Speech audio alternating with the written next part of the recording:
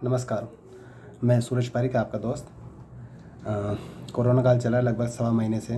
पूरा देश लगा पड़ा हुआ है। हमारे प्रधानमंत्री जी, मुख्यमंत्री जी, सारे देश की टीमें, भिलवाड़ा मॉडल हिट हो रहा है और काम कर रहे हैं हम कोरोना पर। लगातार बढ़ रहा है, 30,000 से ज़्यादा हो चुका है। तो उसको कम रखने के लिए, जहाँ पर हम और आप अपने घरों में बैठकर अपनी जिम्मेदारी निभा रहे हैं संक्रमण को बढ़ने से रोकने के लिए, वहीं पर पूरे देश में अलग अलग टीमें लगी हुई हैं। स्वास्थ्य कर्मचारी लगे हुए हैं, पुलिसकर्मी लगे हुए हैं, सफाई कर्मचारी लगे हुए हैं। उसके साथ में कई हमारे शिक्षा विभाग के कर्मचारी लगे हुए हैं जो कंट्रोल रूम संभाल रहे हैं अलग अलग जगहों पर, ब्लॉक लेवल पर, जिला लेवल पर।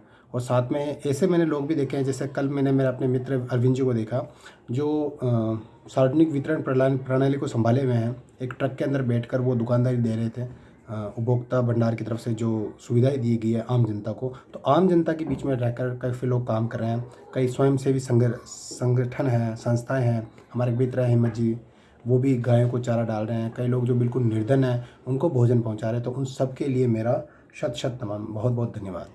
मूल बात यह है कि काफ़ी दिन बाद में मैं फेसबुक पर आ रहा हूँ और फेसबुक लाइव पर या फिर वीडियो में कभी नहीं आया हूँ मैं, मुझे याद नहीं आता। तो ऐसे ही पढ़ते पढ़ते कुछ अच्छा सा प्रसंग याद आए। कोरोना काल में अभी नेशनल चैनल दूरदर्शन पर दो काफ़ी अच्छे सीरियल आ रहे हैं, रामायण और महाभारत। तो इनसे हमें जानकारी मिलती है अपनी संस्कृति की। रामायण राम जी की कथा है कि किस ढंग से एक व्यक्ति को होना चाहिए, तो उसको देखने के लिए, उसको जानने के लिए, उसको समझने के लिए हमें रामायण का अध्ययन करें। कैसा नहीं होना चाहिए उसके लिए हम महाभारत का अध्ययन करें, और कैसा जीना चाहिए उसके लिए मद् भागवत गीता का अध्ययन करें। इंसान को इंसान बनाते हैं हमारे ग्रंथ। तो रामायण उत्तर रामायण में पहुंच चुकी है। लव कुश के प्रसंग चल रहे हैं, बहुत ही सुंदर, बहुत ही प्यारे प्यारे बच्चे हैं। और महाभारत में बड़े रोचक प्रसंग चल रहे हैं। महाभारत में मेरी विशेष रुचि है क्योंकि वृहद कथानक, साहित्य की दृष्टि से देखें तो बहुत बड़ा कथानक और महान महान पात्र, और उसके साथ में कई ऐसे उदाहरण जिससे हमें जीवन में कई शिक्षाएं मिलती हैं। तो अभी प्रसंग चल रहा है कि पांडवों ने अपना 12 वर्ष का वनवास और 1 वर्ष का अज्ञातवास पूरा कर लिया है, और उसके बाद में वो आते हैं हस्तिनापुर में अपना हक मांगने के लिए। अपना संदेशवाहक बनाकर भेजते हैं कृष्ण को। और इस प्रसंग पर हिंदी साहित्य के राष्ट्र कवि रामधारी सिंह दिनकर जी ने रश्मिरथी काव्य लिखा। रश्मिरथी काव्य वैसे कर्ण पर आधारित है, सूर्यपुत्र कर्ण। तो कर्ण के इस पर आधारित में एक प्रसंग आता है इसमें, कृष्ण की चेतावनी, जिसमें कृष्ण दूत का कार्य करते हैं और कौरवों की सभा में जाकर वो हक मांगते हैं पांडवों के लिए। तो देखिए क्या होता है। उसको कृष्ण की चेतावनी के रूप में कहा गया कि वो कहते हैं या तो आधा राज्य दो या फिर केवल 5 ग्राम दे दो, उससे हम खुश रह जाएंगे। लेकिन दुर्योधन जो मतांध होता है, अपने घमंड में चूर होता है, वो उसको 1 इंच भूमि भी नहीं देना चाहता। तो क्या होता है, और उल्टा वो हरि को बांधना चाहता है, उसको जंजीरों से पकड़ना चाहता है। तो उस पर लिखा है दिनकर जी ने। तो पढ़ते हैं हम कृष्ण की चेतावनी। वर्षों तक वन में घूम घूम घूम, पांडवों की दशा के बारे में आया है। वर्षों तक वन में घूम घूम, बाधा विघ्नों को चूम चूम, सह धूप घाम पानी पत्थर, पांडव आए कुछ और निकर। हमेशा दुख निखारता है। अज्ञे जी भी तो कहते हैं कि दुख ही मांजता है सबको। तो दुख ज़्यादा बेहतर ढंग से इंसान को मांजता है। तो सह धूप घाम पानी पत्थर, पांडव आए कुछ और निकर, सौभाग्य न सब दिन सोता है।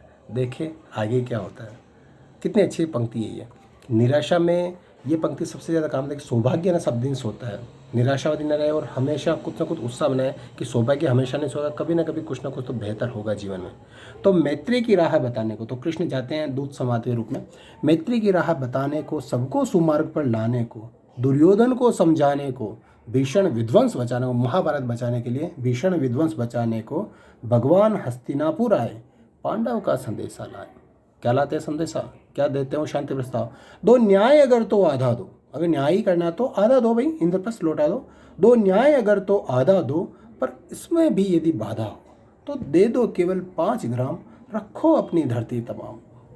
हम वहीं खुशी से खाएंगे, परिजन पर असी न उठाएंगे। देखिए कई लोग इस पर बात करते हैं कि ये तो अन्यायपूर्ण फैसला है कि कौरवों ने इतना अत्याचार किया, इतना अन्याय किया, उसके बावजूद केवल 5 ग्राम लेकर संतुष्ट। लेकिन कृष्ण जानते थे कि दुर्योधन इस बात के लिए भी राजी नहीं होगा और उनको एक आधार मिलेगा, एक युद्ध के लिए आधार मिलेगा। तो वो केवल 5 ग्राम की अपनी मांग रखते हैं और उसको भी दुर्योधन नहीं मानने से इनकार कर देता है।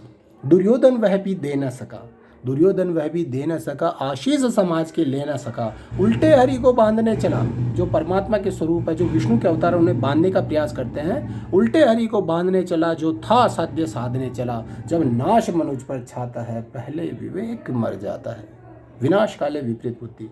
और अहंकार दुर्योधन के माथे पर इस ढंग से चढ़ा हुआ था कि वो अपने सैनिकों को निर्देश देता कि सैनिकों पकड़ लो इस ग्वाले को। शकुनी जो कुटिल है उस टाइम अरे मूर्ख क्या कर रहा है, लेकिन दुर्योधन के समय इस समय इतना उसके मस्तक पर अभिमान छाया होता है, अहम छाया होता है कि वो इस चीज़ को नहीं समझ पाता। तो जब उसको आज्ञा दी जाती है सैनिकों को पकड़ने की, तो कृष्ण अपना रूप दिखाते हैं, विश्व रूप दिखलाते हैं। हरि ने भीषण हुंकार किया, हरि ने भीषण हुंकार किया, अपना स्वरूप विस्तार किया। डगमग डगमग दिग्गज डोले, भगवान कुपित होकर बोले, जंजीर बढ़ाकर साध मुझे, हाँ हाँ दुर्योधन बांध मुझे, हाँ हाँ दुर्योधन बांध मुझे। यह देख गगन मुझ में लय है, यह देख पवन मुझ में लय है। मुझ में विलीन झंकार सकल, मुझ में लय है संसार सकल। अमृतत्व फूलता है मुझ में, संहार झूलता है मुझ में। उदयाचल मेरा दीप्त भाल, भूमंडल वक्ष स्थल विशाल। भुज परिधि बंद को घेरे हैं, मेनाक मेरु पग मेरे हैं। दीप्ते जो ग्रह नक्षत्र निकर, सब है मेरे मुख के अंदर। विराट स्वरूप। दृग है तो दृश्य अकांड देख, मुझ में सारा ब्रह्मांड देख। चर अचर जीव जग क्षर अक्षर, नश्वर मनुष्य सुर जाति अमर। शतकोटि सूर्य शतकोटि चंद्र, शतकोटि सरित सर सिंधु मंद्र। शतकोटि विष्णु ब्रह्मा महेश, शतकोटि जिष्णु जलपति धनेश। शतकोटि रुद्र शतकोटि काल, शतकोटि दंडधर लोकपाल। जंजीर बधाकर साधने, हाँ हाँ दुर्योधन बांध मुझे। अगर बांधना है तो इस पूरी सृष्टि को बांध के बता दुर्योधन। भूलोक अतल पाताल देख, भूलोक अतल पाताल देख। गत और अनागत काल देख। यह देख जग का आदि सृजन, यह देख महाभारत करण। भविष्य भी दिखला देते हो। यह देख महाभारत करण, मृतकों से पटी हुई भू है, पहचान इसमें कहाँ तू है। अंबर में कुंतल झाल देख, पद के नीचे पाताल देख। मुट्ठी में तीनों काल देख, मेरा स्वरूप विकराल देख। सब जन्म मुझी से पाते हैं, फिर लौट मुझी में आते हैं। यही बात कहते हैं युद्ध क्षेत्र में, अर्जुन से भी कहते हैं। परमात्मा, आत्मा और परमात्मा का संबंध बताता है कि हर आत्मा परमात्मा से निकलती है और वापस परमात्मा के समाहित होती है। तो यही कहते हैं वहाँ पर, सब जन्म मुझी से पाते हैं, फिर लौट मुझी में आता है। और तू मुझे बांधने का प्रयास करता है। जिह्वा से कड़ती ज्वाल सघन, सांसों में पाता जन्म पवन। पड़ जाती मेरी दृष्टि जिधर, हंसने लगती है सृष्टि उधर। मैं जभी मूंदता हूँ लोचन, छा जाता चारों ओर मरण। बांधने मुझे तो आया है, अब व्यंग्य करते हैं, बांधने मुझे तो आया है, जंजीर बड़ी क्या लाया है। ऐसी कौन सी जंजीर है जो इस पूरी सृष्टि को बांध सकती है। यदि मुझे बांधना चाहे मन, पहले तो बांध अनंत गगन। सूने को साध ना सकता है, तो अपने मन को तो साध ना सका, जिसमें इतने बुरी वस्तुएं भरी हुई, इतने काम क्रोध लोभ मोह अहंकार भरे हैं। अपने सूने मन को तू साध ना सका, सूने को साध ना सकता है, वह मुझे बांध कब सकता है। हित वचन, अब कृष्ण की चेतावनी है। हित वचन नहीं तूने माना, मैत्री का मूल्य न पहचाना। तो ले मैं भी अब जाता हूँ, अंतिम संकल्प सुनाता हूँ। याचना नहीं अब रण होगा, जीवन जय या कि मरण होगा। टकराएंगे नक्षत्र निकर, बरसेगी भूं पर वहीं प्रखर। फण शेष नाग का डोलेगा, विकराल काल मुँह खोलेगा। दुर्योधन रण ऐसा होगा, फिर कभी नहीं जैसा होगा। भाई पर भाई टूटेंगे, महाभारत का युद्ध। भाई पर भाई टूटेंगे, विषबाण बूंद से छूटेंगे। वायस श्रृगाल सुख लूटेंगे, सौभाग्य मनुज के फूटेंगे।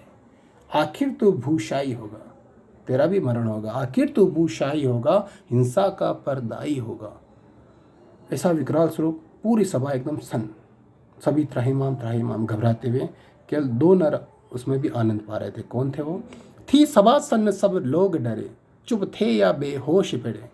केवल 2 नर ना अगाधे थे, धृतराष्ट्र विदुर सुख पाते थे। विदुर तो खुद नीति के पुतले। धृतराष्ट्र का जो चरित्र है बड़ा मज़ेदार चरित्र बनाया गया, बड़ा जटिल सा चरित्र है। उन्हें भी नीति की जानकारियाँ थी, लेकिन सिर्फ और सिर्फ अपने पुत्र मोह में, अपने दुर्योधन मेरा पुत्र जो है वो शासक बने, इस पुत्र मोह में न जाने हर अनीति को सहन करते हैं। जो पाप होते हैं उसको सहन करते हैं, और उसका परिणाम होता है हस्तिनापुर का संहार, हस्तिनापुर का विनाश।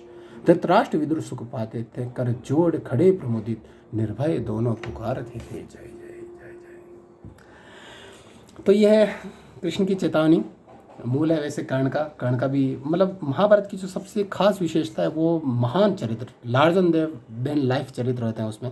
कर्ण का चरित्र अपने आप में बहुत ही महान है। कुंती पुत्र थे और फिर बाद में उनको जानकारी मिलती है। इस प्रसंग के तत्काल बाद में वो कर्ण से मिलते हैं। तो साहित्य में बहुत कुछ भरा पड़ा है, हमारी संस्कृति में बहुत कुछ भरा पड़ा है। तो आपसे भी मेरा अनुरोध है कि फेसबुक पर लगातार आउटपुट देने के बजाय, चीज़ों को फॉरवर्ड करने के बजाय, व्हाट्सएप से इधर उधर जानकारियों को डालने के बजाय, इस कोरोना में डूबने के बजाय कुछ अपने आप में डूबें, कुछ अपने आप में खोएं और खुद को पाएं। इसी कामना के साथ में कि ये कोरोना फटाफट समाप्त हो, हम फिर से अपने देश की तरफ बढ़ें, अपने विकास की तरफ बढ़ें। इसी कामना के साथ में सबकी शुभ हो, सब मंगल हो। धन्यवाद।